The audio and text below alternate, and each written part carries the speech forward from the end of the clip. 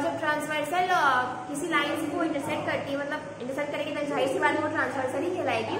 उससे जो angles form होते हैं जैसे corresponding angle, exterior angle, interior angle, इन सब के बारे में हमने डिस्कस किया था। और हमने ये भी कहा था कि अपने इस वीडियो में यानी कि अपने नेक्स्ट वीडियो में हम डिस्कस करेंगे एंगल्स और ट्रांसवर्सल, मतलब पैरेलल लाइन और ट्रांसवर्सल और उसके उनसे जो एंगल्स फॉर्म हो रहे हैं उनसे रिलेटेड कुछ एक्सियम्स और थ्योरम्स के बारे में। ठीक है, अभी हम स्टार्ट करेंगे corresponding angle axiom. Corresponding angles हमने डिस्कस किया ही था, तो अभी जो हमारा है वो क्या है, एक्सियम नंबर 3, जिसको हम कहते हैं करस्पॉन्डिंग एंगल एक्सियम। जैसे पहले हमने दो एक्सियम डिस्कस किए थे, वो दोनों दूसरे के कन्वर्स थे और कंबाइनली लीनियर पेयर एक्सियम कहलाते थे। सिमिलरली में ये जो हमारा एंगल है ये करस्पॉन्डिंग एंगल एक्सियम है।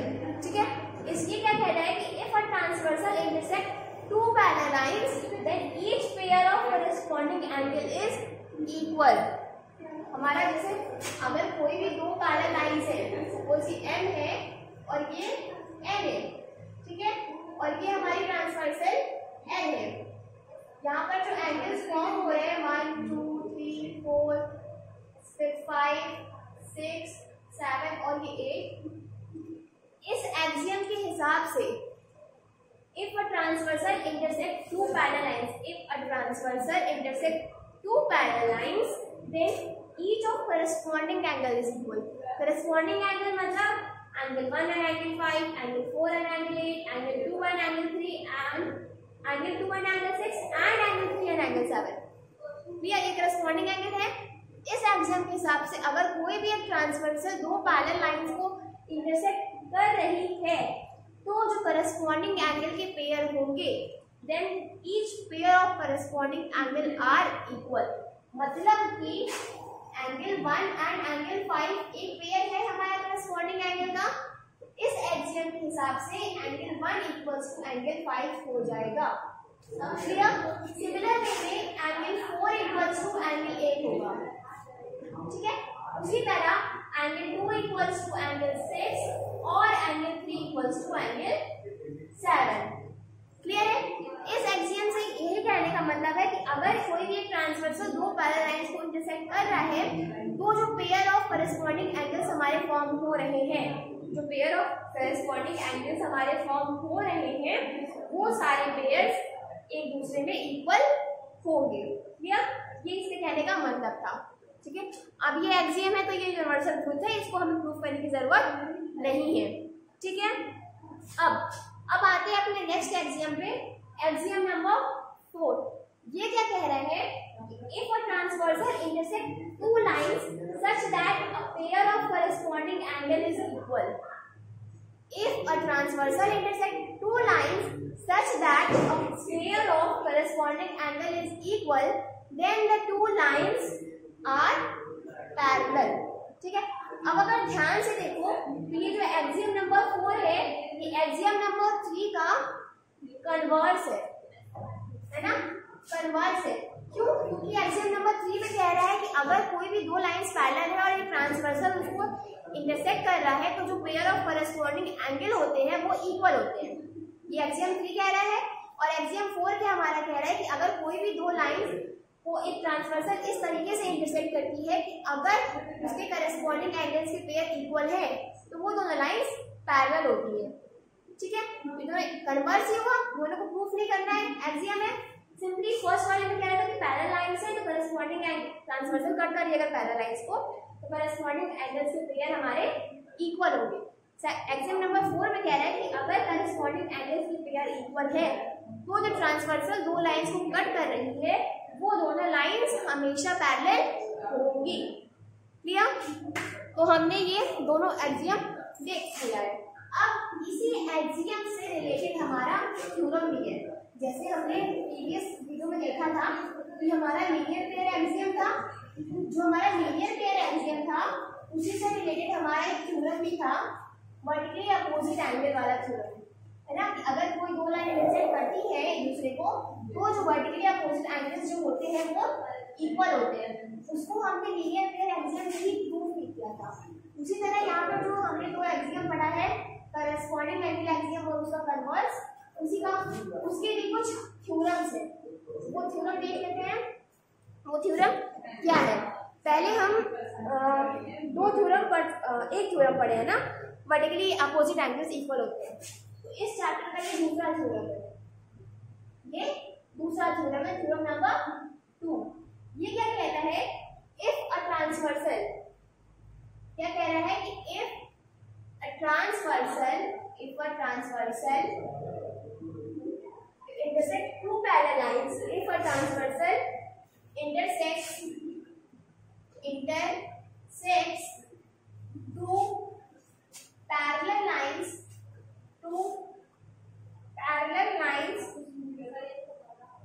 then each pair of alternate interior angles,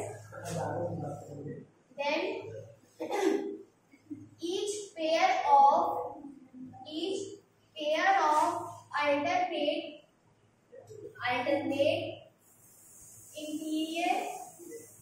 interior angle is equal.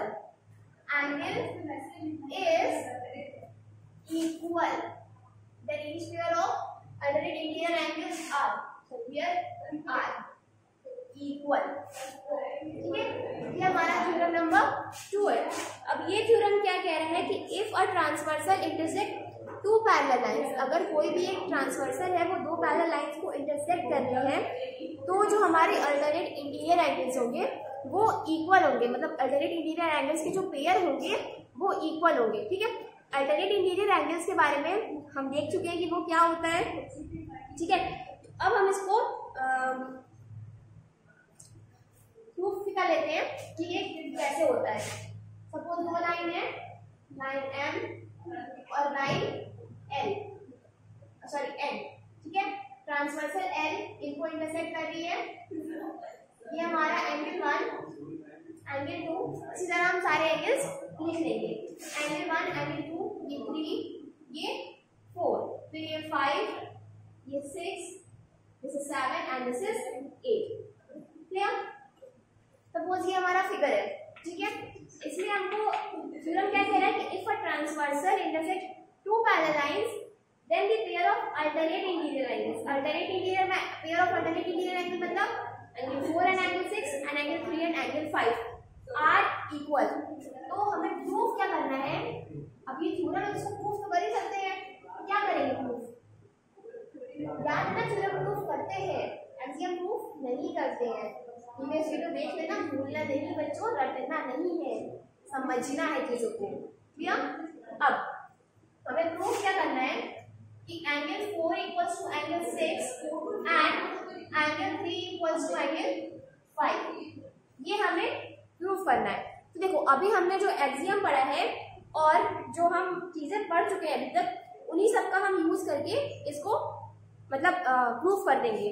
ठीक है, तो देखो अगर हम देखें तो हमारे करस्पॉन्डिंग एंगल एक्सियम के हिसाब से अगर दो लाइंस पैरेलल हैं तो जो पेयर ऑफ करस्पॉन्डिंग एंगल्स होते हैं वो इक्वल होते हैं।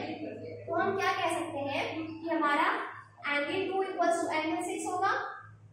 एंगल 2 इक्वल्स टू एंगल 6 हो रहा है ना, देखो एंगल 2 और एंगल 6 इक्वल है करस्पॉन्डिंग एंगल एक्सियम से। करस्पॉन्डिंग एंगल एक्सियम से हमने बताया था कि जो भी हम पॉइंट लिखेंगे वो किस रीजन से लिख रहे हैं उसको हमें ब्रैकेट में लिखना होता है, चाहे आप कोई क्वेश्चन सॉल्व करो चाहे आप उस पॉइंट को प्रूव कर रहे हो। तो एंगल 2 इक्वल्स टू एंगल 6 जो है वो हमारा करस्पॉन्डिंग एंगल एक्सियम से इक्वल है। और अगर हम बात करें एंगल 2 और एंगल 4 की, अगर हम बात करें एंगल 2 और एंगल 4 की, तो हम कह सकते हैं कि एंगल 2 इक्वल्स टू एंगल 4 होगा। क्यों?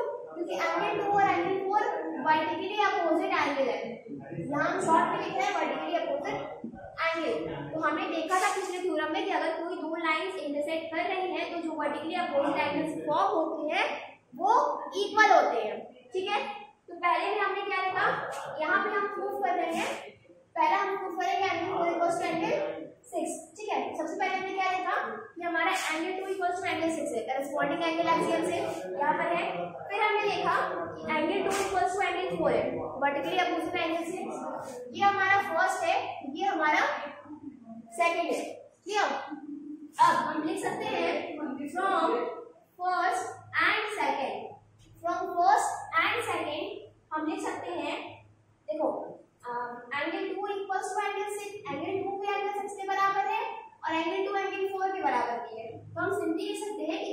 4 इक्वल्स टू एंगल 6 हो रहा है। क्यों? क्योंकि एंगल 6 भी एंगल 2 के बराबर है, एंगल 4 भी एंगल 2 के बराबर है, यानी एंगल 6 इक्वल्स टू एंगल 4 होगा। ठीक है, ये हो गया। तो हमने प्रूफ कर दिया कि एंगल 4 इक्वल्स टू एंगल 6 है।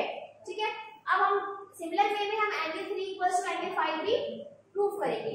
Angle 3 equals to angle 5 proof करेंगे तो उसमें हम क्या लिख सकते हैं? देखो, ये हमारा केस फर्स्ट था, इसमें हमने angle 4 equals to angle 6 proof किया। अब हमारा केस सेकंड है, केस सेकंड में हम angle 3 equals to angle 5 proof करेंगे। तो इसमें हम क्या लिखेंगे? इसमें हम लिख सकते हैं एंगल 3 इक्वल्स टू एंगल 7 लिख सकते हैं करस्पॉन्डिंग एंगल एक्सियम से। ये शॉर्ट में लिख रहा है, ये करस्पॉन्डिंग ये एंगल एक्सियम, ऐसे लिख दो करस्पॉन्डिंग एंगल एक्सियम। ठीक है, और सिमिलर वे में एंगल 3 एंगल 7 करस्पॉन्डिंग एंगल है, दोनों लाइंस पैरेलल है तो दोनों इक्वल होंगे 3 और 7। अब एंगल 5 इक्वल्स टू एंगल 7 होगा, एंगल 5 इक्वल्स टू एंगल 7 होगा, फिर से वही वर्टिकली अपोजिट एंगल से। ठीक है, ये फर्स्ट है, ये सेकंड है। ठीक है, तो from first and second, from first and second, first और सेकंड से हम क्या देख रहे हैं? फर्स्ट और सेकंड से हम देख रहे हैं कि एंगल 7 एंगल 3 भी एंगल 7 के बराबर है और एंगल 5 भी एंगल 7 के बराबर है। तो हम लिख सकते हैं एंगल 3 इक्वल्स टू एंगल 5। ये हमारा सेकंड भी प्रूफ हो गया। इससे हमने देख लिया कि अगर कोई भी दो पैरेलल लाइंस को कोई ट्रांसवर्सल इंटरसेक्ट कर रहा है तो जो pair of alternate interior angles होंगे वो इक्वल होते हैं। क्लियर? अब नेक्स्ट थ्योरम देख लेते हैं। वो थ्योरम जो है वो इसका कन्वर्स होता है। जैसे हमारे एग्जाम में जब हम कन्वर्स देख रहे थे वैसे हमारे थ्योरम भी कन्वर्स है। ठीक है, ये हमारे चैप्टर का थ्योरम नंबर 2 था, तो वो थ्योरम नंबर 3 अब हम डिस्कस करेंगे थ्योरम नंबर 3 के बारे में। इसमें हम कह रहे थे कि अगर कोई लाइन दो पैरेलल लाइंस है उसको ट्रांसवर्सल इंटरसेक्ट करेगा तो अल्टरनेट इंटीरियर एंगल के पेयर इक्वल होते हैं, पर इसमें जस्ट अपोजिट है। ध्यान से देखना, डायग्राम देख देते हैं, इसी से हमारा काम हो जाएगा। क्लियर? थ्योरम नंबर 3 ना, ये क्या कहता है? If a transversal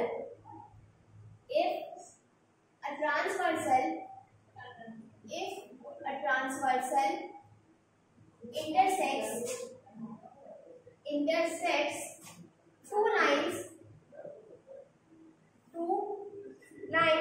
such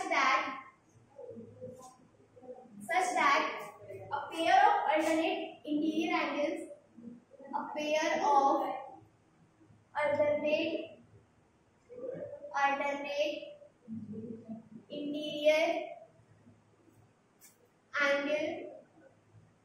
is equal, then the two lines are parallel. Clear? अब देखो इस थ्योरम में क्या कह रहा है? ये थ्योरम हमारा कह रहा है कि if a transversal intersects two lines such that a pair of alternate interior angle is equal, then the two lines are parallel. इसमें जस्ट थ्योरम नंबर 2 का अपोजिट है ना। थ्योरम नंबर 2 में हमारा था कि अगर कोई भी दो लाइंस पैरेलल है उनको ट्रांसवर्सल इंटरसेक्ट कर रहा है तो pair of alternate interior angles equal होते हैं। यहाँ पे क्या है कि यहाँ कह रहे हैं कि अगर कोई भी एक ट्रांसवर्सल है वो दो लाइन को इस तरीके से कट कर रहा है, इंटरसेक्ट कर रहा है कि जो pair of alternate interior angles हैं वो इक्वल है। जो pair of alternate interior angles हैं वो इक्वल है, तो जो हमारी लाइंस हैं वो दोनों पैरेलल होंगी। यानी कि इसमें गिवन क्या है? इसमें गिवन है हमारा कि angle 4 equals to angle 6 and angle 3 equals to angle 5 है ना। ये हमारा गिवन है। और टू प्रूव क्या है? To prove m is parallel to n, ये हमें प्रूव करना है ना। पूरा हमारा क्या हमने समझ लिया है, हमें प्रूफ क्या करना है। तो हम देखते हैं, अगर हम देखें तो हमारा एंगल 4 इक्वल्स टू एंगल 6 दिया हुआ है ना। तो हम लिख सकते हैं में angle 4 equals to angle 6, it is given angle 4 equals to angle 6 by alternating leader angle. हमने देखा था ना अभी थ्योरम नंबर 2 में उससे कि अगर समझ से सिंपल ये angle 4 equals to angle 6 given है और एंगल 2 इक्वल्स टू एंगल 4 होगा ना, एंगल 4 इक्वल्स टू एंगल 2 भी होगा। एंगल 4 इक्वल्स टू एंगल 2 हो रहा है कैसे, वर्टिकली अपोजिट एंगल से, क्यों, क्योंकि लाइन M और लाइन F एक दूसरे को इंटरसेक्ट कर देंगे तो जो वर्टिकली अपोजिट एंगल होंगे वो इक्वल होंगे। उसी से हमने लिख दिया angle 4 equals to angle 2। Suppose ये फर्स्ट है ये सेकंड है, तो क्या लिखेंगे हम फ्रॉम फर्स्ट एंड सेकंड हम क्या लिख रहे हैं कि एंगल 4 भी एंगल 6 के बराबर, एंगल 6 भी एंगल 4 के बराबर है और एंगल 2 भी एंगल 4 के बराबर है। उससे हम लिख सकते हैं कि angle 2 equals to angle 6। From first and second we can write angle 2 equals to angle 6 and angle 2 and angle 6 are a pair of corresponding angles. In the figure we are seeing that angle 2 and angle 6 are a pair of corresponding angles and this pair is equal. Okay, so from converse of corresponding angle axiom we can say that a corresponding angle axiom says that if two lines are intersected by a transversal and such that the corresponding angles are equal, such that the pair of corresponding angles are equal, then the two lines are parallel. Okay, so here we have proved that angle 2 is equal to angle 6 means a pair of corresponding angle is equal. So we can say that M is parallel to L. Clear? Guys, सबको समझ में आ रहा है? चलिए अब इन्हीं दोनों theorems और जो दो एक्सियम हम पढ़े हैं इनसे रिलेटेड भी हम कुछ क्वेश्चंस, कुछ एग्जांपल्स देख लेते हैं। देखो अभी तक हम जो भी थ्योरम या एक्सियम पढ़ रहे हैं सब एक दूसरे के कन्वर्ट्स हैं और सब बहुत ही इजी है, इसमें तो समझने वाली बात है। अभी तक हम जो भी पढ़े उसमें यही पढ़े कि अगर कोई भी दो लाइन पैरेलल है और उनको ट्रांसवर्सल इंटरसेक्ट करता है, देखो नहीं, सबसे पहले हमने पढ़ा कि कोई भी दो लाइन है अगर वो दोनों इंटरसेक्ट हो रही हैं तो उनके वर्टिकली अपोजिट एंगल्स इक्वल होते हैं। फिर हमने पढ़ा कि अगर कोई भी दो लाइन है उसको कोई ट्रांसवर्सल है, कोई दो लाइन है और एक ट्रांसवर्सल है, दो पैरेलल लाइंस है और ट्रांसवर्सल उसको कट कर रही है, तो pair of corresponding angles equal होते हैं और pair of alternate interior angles भी इक्वल होते हैं और इसी का कन्वर्स भी हमने देखा है। अब इसी से रिलेटेड कुछ क्वेश्चन देख लेते हैं। क्वेश्चन नंबर फर्स्ट क्या कह रहा है, इन फिगर, अब एक फिगर बनाएंगे हम। In figure find the value of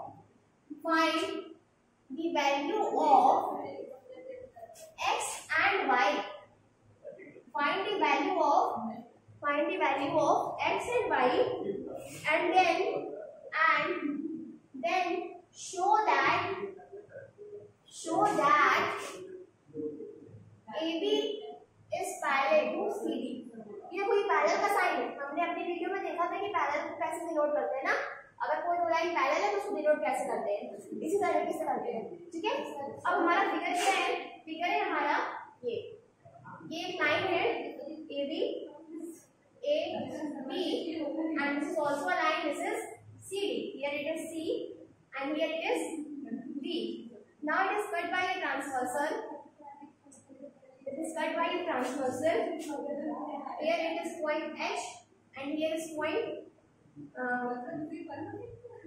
G. This point of intersection is E, and this point of intersection is F. Here this is our 50 degree, this angle is 50 degree and this angle is X. In here this angle is Y and this angle is 130 degree. Clear? This is our question. The question says that in figure find the value of x and y and then show that AB is parallel to CD. इस question में हमें x और y की value find करनी है और proof करना है कि AB इक्वल्स टू CD है। मतलब इस क्वेश्चन में ये नहीं दिया हुआ है हमें कि AB इक्वल्स टू CD है। ठीक है, तो सबसे पहले हम x की वैल्यू फाइंड करते हैं। अगर हम x की वैल्यू फाइंड करें तो देखो हमारी जो लाइन AB है, AB एंड मतलब ये जो लाइन हमारी AB है ना, ये B हमारा यहाँ पर है, AB पॉइंट है और ये लाइन है GH पॉइंट E ये है। क्लियर सबको? तो देखो लाइन AB और line GH, AB and GH intersect each other, intersect नहीं इसको रहने दो, इसको हम सिंपली कह सकते हैं कि if GH is a line, GH is a line and EA is a ray, ठीक है, angle x plus 50 equals to 180 degree होगा ना लीनियर पेयर से, लीनियर पेयर एक्सियम से ये हमारा होगा, क्योंकि GH हमारी एक लाइन है और E उस पे एक रे है, तो हम ले सकते हैं कि एंगल x प्लस 50 180 डिग्री होगा। तो यहाँ से एंगल x की वैल्यू क्या आ जाएगी 180 degree minus 50 degree equals to 130 degree. Angle x की वैल्यू कितनी आ गई 130 डिग्री की। अब अगर हम बात करें line CD and line GH intersect each other, intersect each other कर रहा है, देखो CD और GH इंटरसेक्ट कर रहा है, इंटरसेक्ट ही कर रहा है मतलब जो वर्टिकली अपोजिट एंगल्स होंगे वो इक्वल होंगे। Line CD and GH intersect each other, therefore angle Y equals to angle CFH, angle Y equals to angle CFH होगा और angle CFH कितना है 130 degree, therefore angle Y equals to 130 degree. आ गया x और y की value हमने find कर ली, इसको लीनियर पेयर एक्सियम से और इसको वर्टिकली अपोजिट एंगल से। अब x और y की वैल्यू हमने फाइंड कर ली है। देखो यहाँ पर पैरेलल लाइंस वाला कोई भी टर्म हमने यूज नहीं किया था, क्यों? क्योंकि हमें क्वेश्चन में नहीं दिया था कि दोनों लाइंस पैरेलल है। अब x और y की वैल्यू फाइंड हो गई है तो हमें प्रूफ करना है कि AB equals to CD, AB is parallel to CD, ये हमें प्रूफ करना है, ठीक है। एक पार्ट हमारा x और y की वैल्यू निकाली, अब हम प्रूफ करते हैं। To prove AB is parallel to CD, तो देखो अगर हम थ्योरम नंबर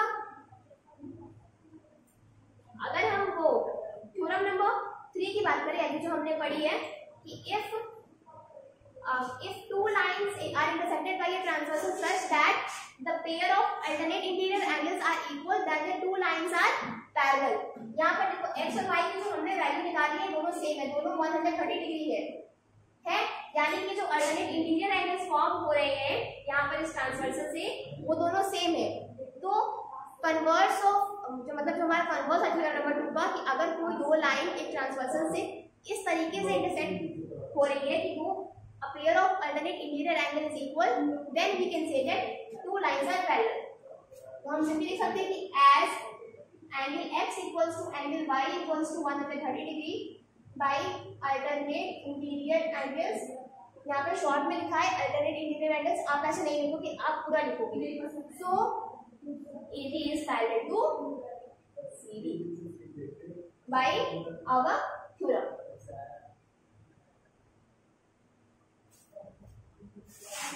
क्लियर है? ये हो गया। अब एक और एग्जांपल देख लेते हैं। देखो इसमें हमने मतलब इस क्वेश्चन में हमने सिंपली क्या देखा है कि अल्टरनेट इंटीरियर एंगल का यूज करके हमने पैरेलल भी प्रूफ कर दिया और अभी तक हमने जो भी चीज पढ़ी थी उसका यूज करके हमने एक्स और वाई की वैल्यू भी फाइंड कर ली है ना, लीनियर पेयर का, वर्टिकली अपोजिट एंगल्स का, सबका यूज करके हमने अपना फाइंड कर लिया है। अब सेकंड क्वेश्चन में चलते हैं। सेकंड क्वेश्चन में आप अभी तक जितनी भी चीजें पढ़े हो ना, करस्पॉन्डिंग, अल्टरनेट इंटीरियर वगैरह और लीनियर पेयर, वर्टिकली अपोजिट, सबका यूज होने वाला है, देखना। सेकंड क्वेश्चन क्या है? सेकंड क्वेश्चन है हमारा इन figure if m is parallel to n and angle 1 and 2 are in the ratio 3:2, determine all the angles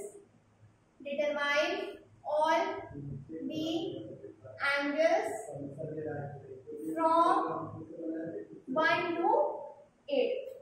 ठीक है, ये हमारा क्वेश्चन है, इसका हम फिगर देख लेते हैं। फिगर ये है हमारा, ये लाइन है M, ये लाइन है N, ये ट्रांसवर्सल है हमारी L। Clear? 1 2 3 4 5 6 7 and this is 8। This is our question. ठीक है, क्वेश्चन कह रहा है कि in figure if M is parallel to N, M जो है वो N के पैरेलल है and angle 1 and angle 2 are in the ratio 3:2। Angle 1 और एंगल 2 3:2 में है, तो हमें ये सारे एंगल्स फाइंड करने हैं। अब देखो एंगल 1 और एंगल 2 जो है वो 3:2 में है, तो हम एंगल 1 को 3x और एंगल 2 को 2x लिख सकते हैं। लिख दिया। अब देखो अगर हम लीनियर पेयर की बात करें तो हमारा एंगल 1 प्लस एंगल 2 180 डिग्री होगा। लीनियर पेयर एक्सियम से होगा angle 1 equals to 3x, angle 2 equals to 2x equals to 180 degree. यहाँ से क्या आ गया 5x equals to 180 degree. x equals to कितना हो जाएगा 36 डिग्री। x की वैल्यू कितनी आ गई हमारी 36 डिग्री। ठीक है, अब एंगल 1 कितना था 3x, यानी कि 3 into 36 डिग्री कितना हो जाएगा 108 डिग्री। हो गया, एंगल 1 ये आ गया। अब एंगल मतलब हमें x की वैल्यू पता है तो एंगल 1 हमने निकाली, एंगल 2 की हम निकाल सकते हैं। हम क्या कर देंगे 2 into 36 डिग्री कितना हो गया 72 डिग्री। ठीक है, तो एंगल 2 इक्वल टू 72 डिग्री आ गया। अब देखिए हमें एंगल 1 और एंगल 2 की वैल्यू पता चल गई है। अब इन्हीं दो वैल्यू से हम अपनी सारी वैल्यूज निकाल लेंगे। देखिए एंगल 1 इक्वल टू एंगल 3 होगा, एंगल 1 इक्वल टू एंगल 3 होगा वर्टिकली अपोजिट एंगल से। एंगल 3 कितना हो जाएगा 72 डिग्री। अब एंगल 3 इक्वल टू एंगल 5 हो रहा है अल्टरनेट इंटीरियर एंगल से हो रहा है, दोनों लाइन से पैरेलल है। सिमिलर वे में एंगल 5 भी 72 डिग्री। अब एंगल 5 इक्वल टू एंगल 7 होगा वर्टिकली अपोजिट एंगल से, तो एंगल 7 भी 72 डिग्री हो गया। तो हमने क्या देखा कि हमारा angle 1 equals to angle 3 equals to angle 5 equals to angle 7 72 degree हो गया। अब एंगल 2 की वैल्यू कितनी है 100। ये एंगल यहाँ पे 108 डिग्री होगा, ये 108 डिग्री हो रहा है। क्यों? क्योंकि 1 की वैल्यू 108 है और एंगल 1 इक्वल्स टू एंगल 3, यहाँ पे 108 सब जगह कर देंगे। ठीक है, तो हमने क्या देखा कि एंगल 1 एंगल 3 एंगल 5 एंगल 6 सब बराबर है, जो कि 108 डिग्री है। अब एंगल 2 की वैल्यू में पता है 72 डिग्री, तो एंगल 2 इक्वल्स टू एंगल 4 हो जाएगा वर्टिकली अपोजिट एंगल से। तो हमारा एंगल 4 कितना आ गया 72 डिग्री।